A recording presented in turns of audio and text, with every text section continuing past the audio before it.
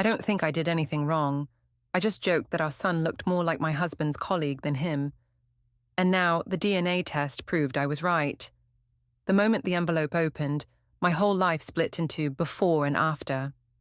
Before we dive deeper into this story, I have one small request. Please subscribe, drop a like, comment, and hit that hype button to boost this channel so more people can discover these incredible stories. I'm Mirene Callow, and I swear I didn't mean for things to go this far. It was just a joke, the kind of harmless comment people make when they're trying to sound funny in front of friends. I said our little boy looked more like Elias's colleague than him. Everyone laughed, except Elias. He just sat there, quiet, his smile folding into itself like paper. I thought he was being dramatic, so I doubled down, said humor keeps marriage alive, that he should lighten up. Someone filmed it, of course. The clip made its way online before dessert was even served. By morning, half his office had seen it. I told myself the attention meant I was witty, modern, confident. What no one saw was how Elias stopped speaking to me after that, how he started labeling folders and setting early alarms, how the house got too quiet. When the envelope arrived weeks later, I opened it still believing I'd done nothing wrong. Then I saw the words DNA results, printed in black, and for the first time, I couldn't think of a single thing to say. It started in the middle of an ordinary week, the kind that feels too quiet to matter. Elias had just come home from work, still in his white shirt, sleeves rolled up neatly, like he was afraid of wrinkling his own order. I was in the kitchen pretending to tidy up after dinner, though most of what I was doing was scrolling through my phone.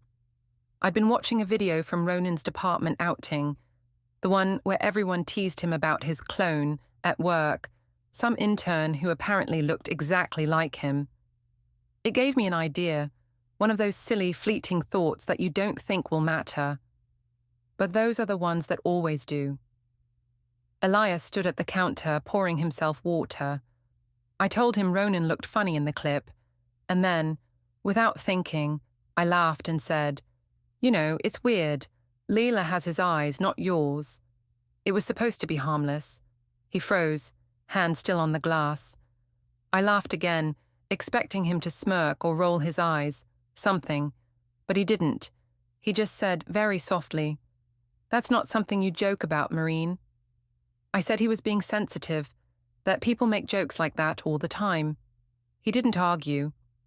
He just finished his drink, rinsed the glass, and said he was tired.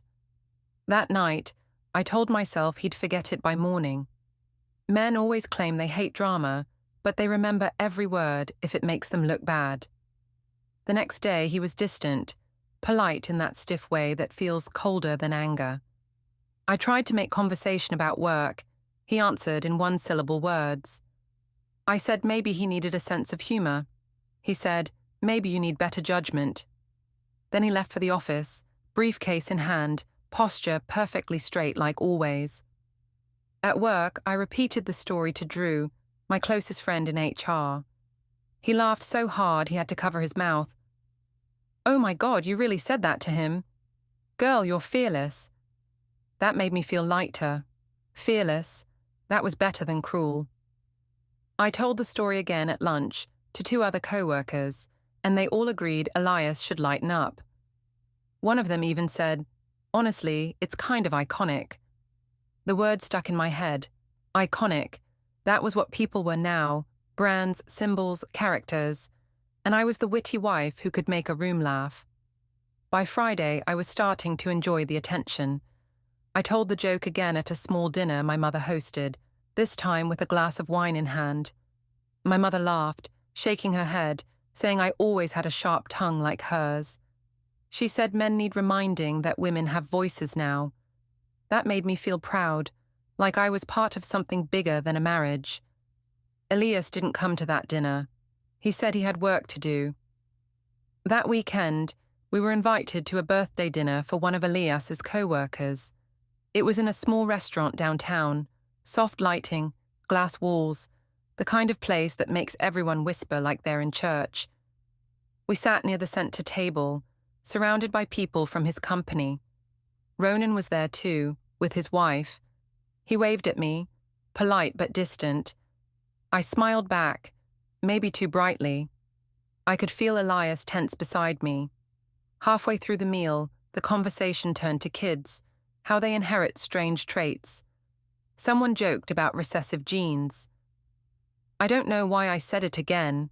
Maybe I wanted to prove I wasn't ashamed, or maybe I wanted to make the others laugh the way my co-workers had. I looked at Ronan, smiled and said, "Well, I guess we know where Lila got those hazel eyes." The table went still. Ronan gave this awkward laugh, saying something about coincidences, but I was too busy basking in the attention. People laughed, some real, some nervous. Elias didn't. He just looked at me, face unreadable, then quietly excused himself to take a call. When he came back, he paid for our meals and said we should go. His voice wasn't angry, just calm, almost gentle, which somehow made it worse. I told him he was ruining the night. He said, "I'm saving what's left of it." At home, the silence between us felt physical, like another person in the room. I tried to start an argument just to break it. He didn't take the bait. He sat on the couch, scrolling through his phone, then typed something quickly and set it face down. I asked who he was texting. He said, "No one." I told him lying didn't suit him. He said, "Then maybe you should try the truth for once." I didn't answer that. I just went upstairs and slammed the bedroom door. Over the next few days, the air in the house changed. The mornings were too quiet. His routines were too precise. He started taking the car earlier, leaving before I was dressed. At night, I'd hear him moving around the guest room, drawers opening, the faint click of a lock. Once, I smelled printer toner in the hallway at midnight. When I asked what he was doing, he said he couldn't sleep. I told him he was turning into a ghost. He said, "Better a ghost than a fool." At work, the video surfaced. Someone from the dinner had filmed me saying the joke and posted it on social media with a laughing emoji. It spread faster than I expected. A few people tagged me, saying I was hilarious. Others called it cold and disrespectful. I tried to laugh it off, replying to one comment that people were too sensitive these days. But by noon, I saw that someone from Elias's company had reposted it. My stomach dropped. I texted him, "Hey, please don't be mad. It's trending, but it'll die down." He didn't reply. That evening, when I got home, his laptop was open on the dining table. A spreadsheet filled the screen, columns labeled with dates and small notes. I only caught a few lines before he closed it. "What's that?" I asked. He said, "Nothing you'd find funny." I said he was being paranoid, that no one actually cared. He said, "You're right. No one cares about jokes. They care about truth." That night I called my mother, told her Elias was acting cold. She said he was trying to control the story, that men like him hate being laughed at. She told me to ignore him until he came to his senses. "You can't let him think silence is power," she said. That sounded smart to me, so I didn't apologize. A few days later, I noticed new things. His briefcase stayed locked. His phone had a passcode now. The family photo from the hallway was gone. When I asked, he said he moved it to the guest room for now.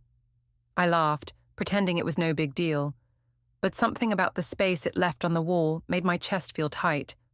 One morning, Lila asked why Daddy didn't eat breakfast with us anymore. I told her he was busy. She said, "But he's always busy." I smiled and said, "That's how grown-ups are." But I couldn't meet her eyes. By the end of that week, I started noticing how people at work looked at me differently. The video had made the rounds. Someone from another department asked if Elias was really mad. I told her he was over it, that we were fine. But even as I said it, I realized I hadn't heard him say my name in days. Saturday came, and he asked if I could pick up some groceries. His tone was polite, almost distant, like talking to a neighbor. I said I'd go later. He said, "It's fine, I'll handle it." Then he left. When I looked at the kitchen counter, I saw his mug placed at the far end, away from mine. Small, deliberate. It annoyed me. I texted Drew, told him Elias was acting like I'd committed a crime. Drew replied, "Men can't take jokes when they hit their pride." That made me feel vindicated again. That evening, while I was watching TV, I heard the front door open. Elias came in, calm as ever, carrying a brown paper bag. He placed it on the counter, unpacked everything neatly, and said, "We need to talk about being careful with words." I laughed and said, "You're still on that?" He nodded, quiet. "Words are records," he said. "They stay." I told him he sounded like a lawyer. He said, "Maybe I've been talking to one." For a moment I froze, unsure if he meant it. He didn't explain. He just put away the groceries and went to his room. That night I couldn't sleep. Every sound in the house felt amplified. The ticking clock, the hum of the fridge, the faint scratch of his pen behind the closed door. I told myself he was bluffing, trying to scare me into apologizing. But another part of me, the quiet part I usually drown out, wondered what he was writing. The next morning, when I walked into the kitchen, his side of the counter was spotless. My mug sat alone, cold coffee still inside. On the fridge was a note in his neat handwriting, "Going downtown at 3:45. No explanation, no "love you," no emoji. Just a time and a place. I told myself it was another meeting. I didn't know then that he'd already started gathering proof, building something steady and legal while I was still chasing laughter. That Sunday, my mother called again, asking if things had settled. I said yes, that he was just sulking. She said men always come around once they realize they can't win. I believed her. I had no idea the game had already changed. By the time Monday rolled around, people at work had started treating me differently. It wasn't blatant, no one said anything cruel, but I could feel it in the pauses, the way conversations trailed off when I entered the break room. Someone had definitely shared that video beyond our little circle. I caught 2 coworkers watching it on their phones, whispering.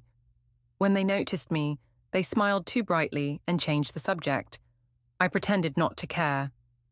At lunch, Drew said I should take control of the story before it spiraled. "Just post something witty," he said. "Make it clear you're not ashamed. People respect confidence." That sounded right to me.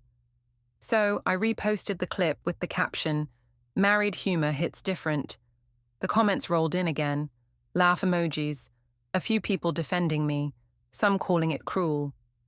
I replied to one critic with, "If you can't laugh in marriage, you're not doing it right." It got likes, and for a few hours I felt back in charge. When I got home that evening, Elias was sitting at the dining table, laptop open, papers neatly stacked beside him. He didn't look up when I came in. I asked if he'd seen the clip. He said, "Yes." His voice was calm, too calm. I said, "Good, at least people can see it was a joke." He closed his laptop and said, "People saw more than that." I asked what he meant, but he only said, "It's interesting what people hear when they already suspect something." That threw me off. I said he was reading too much into it, that people gossip about everything online. He said, "You started it." I snapped that maybe if he wasn't so humorless, none of this would have blown up. He didn't respond. He just opened a folder labeled Household and began typing something into a spreadsheet.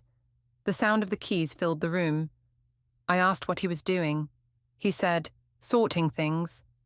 I said, "What things?" He said, "Responsibilities." That night I called my mother again, venting about how dramatic he was being. She said I shouldn't let him guilt-trip me. "He's trying to make you small," she said. "Men do that when they can't handle being embarrassed." I wanted to believe her. After I hung up, I scrolled through my phone again. Ronan had liked my post. For a second, I thought about messaging him just to thank him for being supportive, but I stopped myself. Elias had accused me once of being too friendly with people at his work. No need to give him more ammunition. Still, the next morning, I saw Ronan in the office cafeteria. He waved me over, smiling that easy practice smile of his, I sat down across from him, acting casual. He said the joke had really shaken things up in their department. I laughed, said people needed to relax. He looked at me for a long moment before saying, "Maybe don't add fuel, Mirene. It's not a good look." That irritated me. "It was a joke," I said again, sharper than I meant to. He nodded, but his tone softened. Sometimes jokes make people ask questions they didn't before. Then he stood up, tossed his cup, and left me sitting there. By noon, word had spread that someone had filed a workplace complaint about the paternity comment. HR called me in, not Drew, but his manager. She asked if I'd made remarks about a colleague's resemblance to my child. I said yes, but only in humor. She asked if it had been recorded. I said it had, but that I didn't post it originally. She nodded, professional, unreadable. "These things can create hostile dynamics," she said. "I suggest keeping family matters private." I walked out furious, texting Drew immediately. He replied, "They're just covering themselves legally. Don't let them intimidate you." But when I got back to my desk, I saw Ronan talking quietly with another manager. They both looked serious. For the first time, I felt something close to fear, small, sharp, and quick, but I buried it under annoyance. That evening, I told Elias about the complaint. I expected him to defend me, to say they were overreacting. Instead, he said, "They're not wrong." I demanded to know whose side he was on. He said, "The side that doesn't use other people's names to make a point." I laughed and said he was sounding like a motivational poster. He didn't rise to it. He just rinsed his cup, set it upside down, and said, "We can't undo what's public." Later that night, while I scrolled on my phone in bed, I heard the faint hum of the printer again from the guest room, pages sliding out slowly, one after another. I went to the door and asked if he was working. He said, "Yes." I asked, "On what?" He said, "Documentation." I laughed because it sounded ridiculous. "You're documenting your feelings now," I said. He replied, "No, just facts." The next morning, I noticed a yellow sticky note on his desk that said, "Bring forms." I didn't know what forms meant, and I didn't ask. By midweek, the office atmosphere got worse. Someone whispered that Elias had stopped coming to team lunches. Another said Ronan had been reassigned temporarily. People loved drama. I tried to act unbothered, even joked during a meeting that my marriage was going viral. But when my boss didn't laugh, I realized the joke had expired.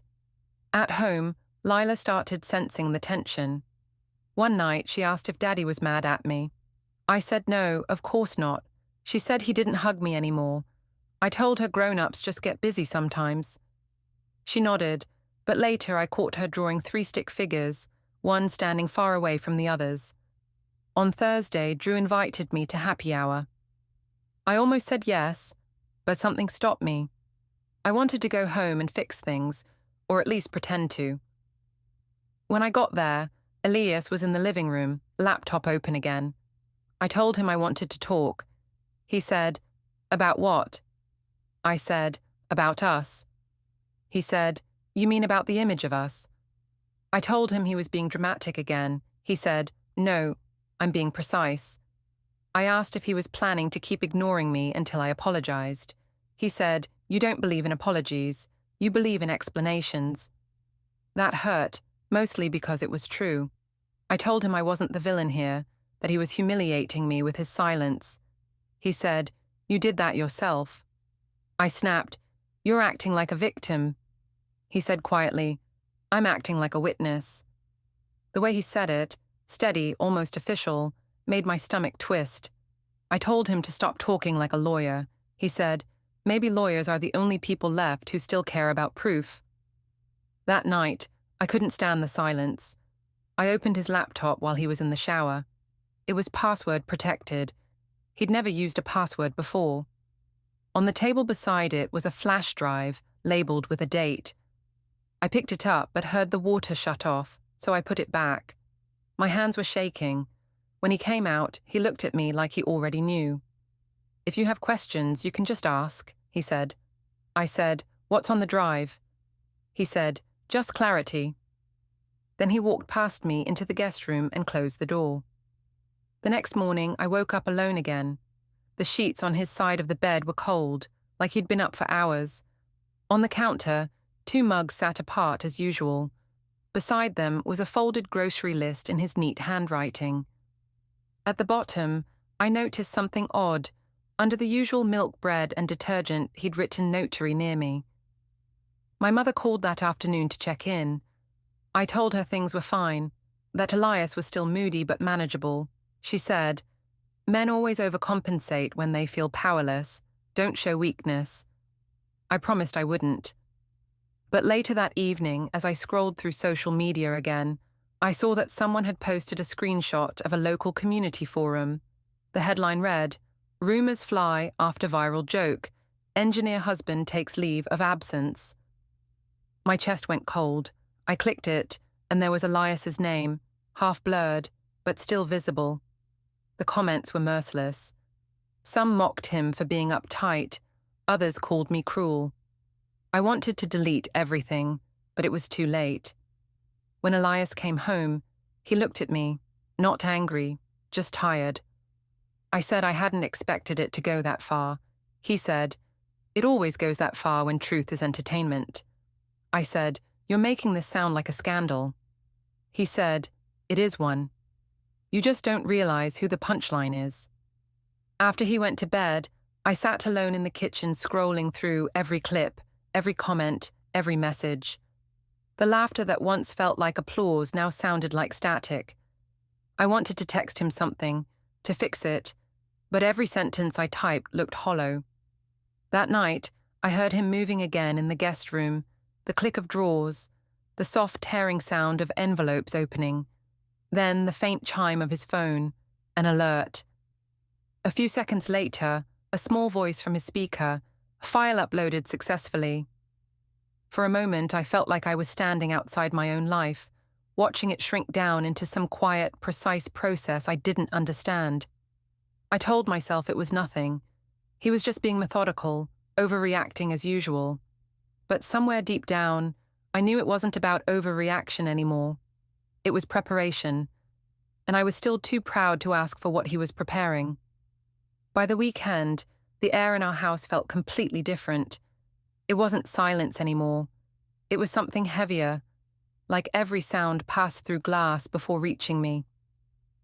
Elias moved with quiet precision, not angry, just deliberate. He would wake before dawn, shower, and leave without a word. When I asked where he was going, he said, "Just errands." Always that same calm tone, like I was a stranger asking directions. On Saturday morning, I found him in the living room sorting through a small stack of papers. There were neat folders labeled utilities, bank, and archive. I asked what all that was for. He said, "Order." I laughed and said, "You're acting like you're leaving." He didn't look up. He just said, "You don't notice things until they disappear." I told him he was being dramatic again. He said nothing. He just slid a paper into the bank folder, clipped it, and locked it in the drawer. The click of that lock made my heart beat faster, though I had no idea why. Later that afternoon, I tried to lighten the mood by suggesting we take Lila to the park. He agreed without emotion, like he was saying yes to a dentist appointment. At the park, Lila ran to the swings, laughing.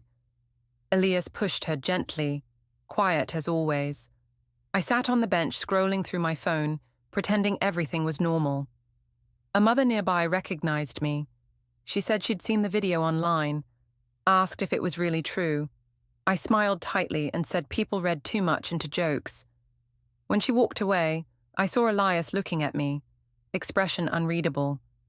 I asked what. He said, "Even strangers know our story now." I said, "At least they're talking about us." He looked at the sky and said, "Not the way you think."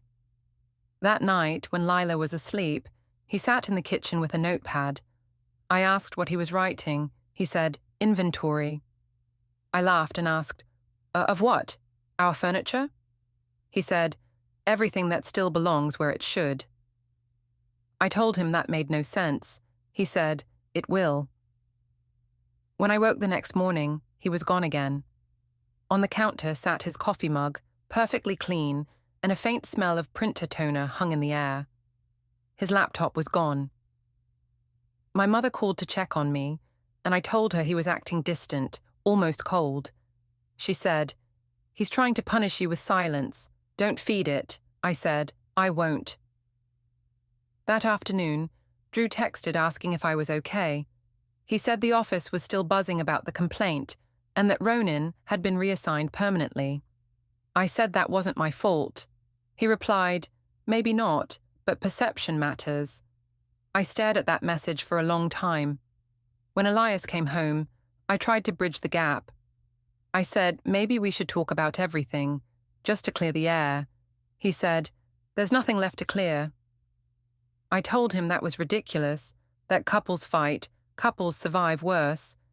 He said, "Survival isn't the same as trust." I said, "You're twisting words again." He said, "You're used to words bending for you." The calmness in his voice made me angrier than shouting ever could. I said maybe he liked playing the victim because it gave him power. He said, "If silence feels like power, you've already lost yours." Then he stood, rinsed his mug, and went to the guest room. I followed him, demanding he stop treating me like a criminal. He turned to me, still steady, and said, "You said our daughter looked like another man. What kind of husband do you think that makes me feel like?" I said, "A husband with no sense of humor." He said, "No, a man who finally understands the woman he married." Then he closed the door. That night, I couldn't stop pacing. Every sound in the house made me jump. Around midnight, I heard a faint beeping, soft and rhythmic, like a recording app starting. When I looked down the hall, I saw a red light blinking under the guest room door. I knocked, but he didn't answer. I told myself it was just a charger. Still, I couldn't sleep. The next morning, I woke to find his side of the hallway closet cleared. His coats, his shoes, even his old toolbox were gone. In their place was a single USB stick taped to the inside wall, labeled with the date. I took it down, turned it over in my hand, but before I could open it, I heard the front door. He'd come back with groceries. He saw the USB and said calmly, "Put that back." I said, "You're seriously labeling your drives now?" He said, "It helps me remember what matters." I asked what was on it. He said, "Truth." I told him he was losing his mind, that this obsession with order was worse than the joke itself. He said, "The joke ended days ago. This is aftermath." Then he walked past me into the kitchen. By that evening, I felt cornered. The laughter that once felt empowering now haunted me. My phone kept buzzing with messages, some sympathetic, most cruel. One read, "Your husband deserves better." I wanted to throw the phone across the room. I went to Elias's door and knocked again. "Can we at least talk like adults?" I said. He opened it just enough to look at me. His eyes were tired but steady. "We're done talking like adults. Now we act like them." Then he shut it again. The following week, the office gossip reached a new level. Someone created a meme using a still from the video, captioned, "When the joke becomes evidence." I laughed out loud when I saw it, but it wasn't real laughter. My hands were shaking. Drew said to ignore it, but I couldn't. Even Ronan's wife had unfollowed me online. That Friday, Elias came home earlier than usual. He looked calm, rested almost.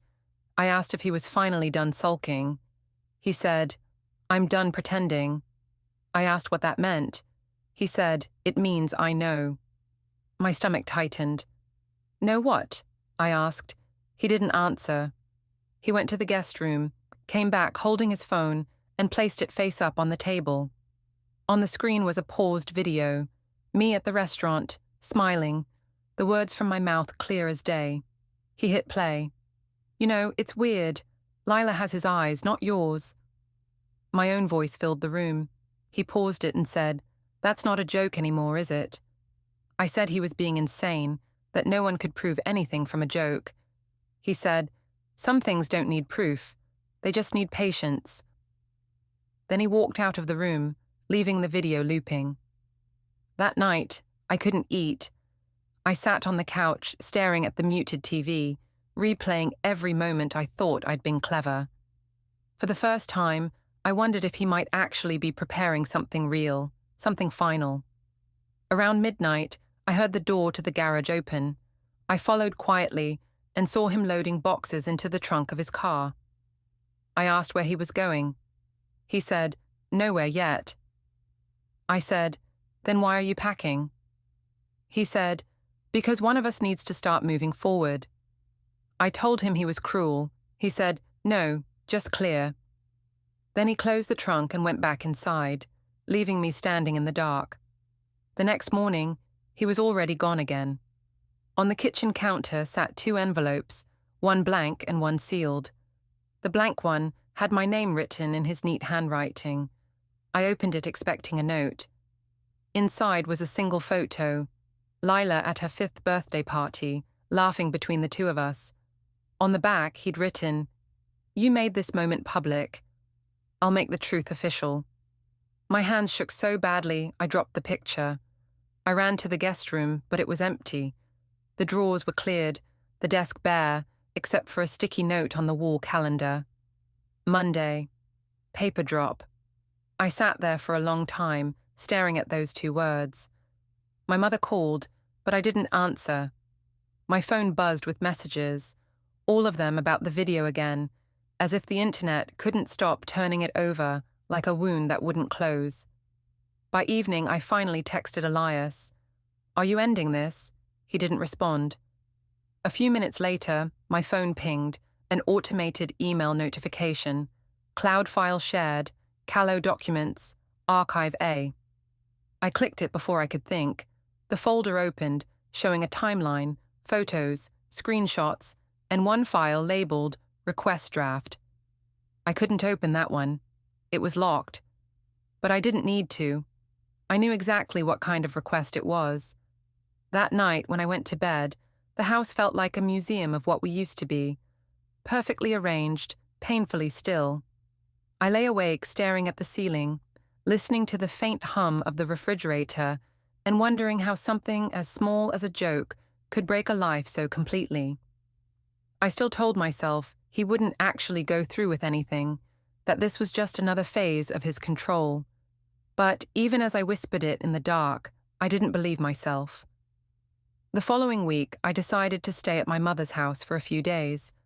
I told myself I needed space, but really, I just couldn't stand the quiet anymore.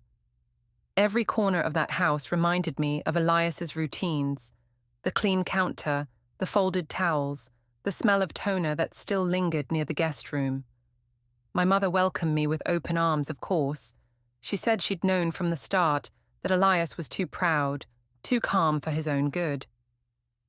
"He's trying to win the moral war," she said. "Let him. People like him always need to feel righteous."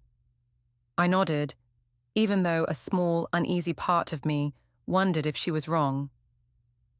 Lila stayed with me that weekend.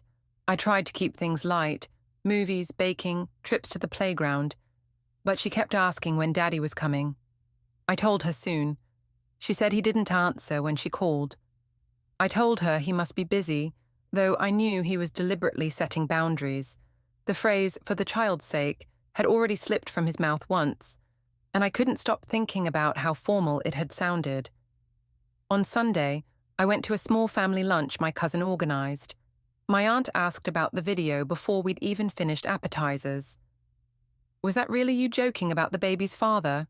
she asked, lowering her voice. I said people took it out of context. My uncle chuckled and said, "Well, people always say there's truth in jokes." Everyone laughed softly except me. I smiled anyway, but the sound of it felt brittle. When I came home that evening, I noticed a new message on my phone, a short text from Elias. "We'll need to discuss next steps soon. Please be reasonable. No greeting, no warmth." Just that. I read it 3 times before deleting it. Next steps sounded like an ending drafted by a lawyer. The next day, Drew called from work. He said HR was conducting a formal review of the office incident, and that I should cooperate to appear cooperative. His words made me laugh bitterly. "So, you're saying I should act sorry without being sorry?" I asked. He said, "Exactly." Then, after a pause, he added, "Just between us, Ronan's thinking about legal action, something about reputation damage." That made me sit up. I said Ronan had no case, that it was all just a misunderstanding. Drew sighed and said, "You might want to stay off social media for a while." I hung up and immediately went to my mother's laptop. My posts were still getting engagement, half supportive, half brutal. Someone had even edited my video with dramatic music and captions. When the joke goes too far, I couldn't decide if I wanted to laugh or cry. That evening, Elias texted again, "I'll be home Thursday. We should talk." I didn't reply. Instead, I spent the next 2 days rehearsing what I'd say. I would tell him he was making this bigger than it was, that we could fix things if he just stopped acting like a stranger. I even practiced sounding sincere in the mirror, softening my voice the way I used to when I wanted him calm. When Thursday came, I went back home early to make dinner. It felt strange cooking for someone I wasn't sure would eat with me. The house smelled the same, clean, faintly metallic, but the energy was off. His car pulled into the driveway right on time. He came in, set down his keys, and looked around like he was checking for something missing. I said, "You're home." He said, "For now." I tried to smile. "I made pasta, your favorite." He nodded but didn't sit. Instead, he said, "We need to decide how to move forward." I said, "We're talking about marriage, not business." He said, "It's both now." I told him he was making it sound cold. He said, "You made it public. That's colder." I snapped that he could stop punishing me any time he wanted. He said, "It's not punishment, it's process." The calm in his voice unnerved me more than anger ever could. I started to say he was twisting everything, but he cut in gently. "You can't keep pretending this is about humor. It's about trust." I said, "You're acting like I lied." He said, "Didn't you?" That silence afterward stretched until I couldn't bear it. I turned away, poured myself wine, and tried to act like the conversation hadn't happened. He sat at the table finally, eating slowly, mechanically. When he finished, he wiped his hands, folded the napkin neatly, and said, "I've spoken with someone." I froze. "Someone?" He nodded. "Yes, about what comes next." I forced a laugh. "What, a therapist?" He looked me straight in the eyes. "No, properly." That word hit me like a knock on the door in the middle of the night. Properly. It was the same calm tone he used when he meant something final. I asked what he meant, but he only said, "You'll see soon." Then he stood, rinsed his plate, and placed his mug on the counter beside mine, aligned but separate as always. After he went upstairs, I opened my phone. His message thread was still there, empty except for his last note. "Be reasonable." I stared at it for a long time before finally typing back, "You're overreacting." "Stop making this dramatic." I waited for the typing bubble that never appeared. Later, I heard the faint sound of the shredder from his office. It ran for a long time, steady, patient, methodical. I poured another glass of wine and told myself he was just cleaning old paperwork. But when it stopped, I heard the quiet click of his drawer locking again. And for the first time, I couldn't convince myself that everything would blow over. I sat there until the lights from passing cars faded from the window. When I finally went upstairs, the guest room door was closed. From behind it came a single soft sound, the metallic scratch of a pen on paper. I wanted to knock, but didn't. I went to bed instead, staring at the ceiling, repeating his word over and over in my head, properly, until it stopped sounding like English and started feeling like the end of something. The next morning, Elias was gone before sunrise. I heard the garage door lift, then close again, and after that, only silence. On the counter sat his coffee mug, spotless as always, beside a folded receipt for printing services. I stared at it for a long time, tracing the faded ink with my finger, feeling something tighten in my chest. I told myself it was just more of his dramatics. He'd been acting like a detective lately, moving through the house like someone documenting a crime scene. I wanted to believe it was all just pride, that once he cooled off, he'd see reason, but the air in the house felt wrong, like it was holding its breath. That afternoon, Drew texted me again. "You okay?" Heard more rumors at the office. I told him I was fine, that Elias was just doing his silent routine. He replied, "You might want to call him before he does something official." The word official made me pause. I asked what he meant. He said, he asked HR for copies of some dates, your conference trips, expense forms. That's never a good sign. For a moment, I couldn't breathe. Then I laughed, too loudly. "He's really making a case file out of a joke," I muttered. Drew didn't reply. When Elias came home that night, I was waiting in the living room. I'd planned what I wanted to say, something calm, rational, maybe even tender.